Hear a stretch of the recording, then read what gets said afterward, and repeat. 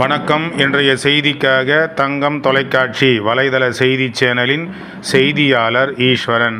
அனைத்திந்திய அண்ணா திராவிட முன்னேற்றக் கழகத்தின் அம்மா பேரவை செயலாளர் எஸ். பிரபு என்ற பிரபாகரன் அவர்கள் இன்று ராணிப்பேட்டை மேற்கு மாவட்ட கழக செயலாளர் எஸ்.எம். சுகுமார் அவர்களை அலுவலகத்தில் சந்தித்து வருகின்ற 8/9/2024 அன்று நடைபெறவுள்ள திருமணத்திற்கு மணமக்கள் பி.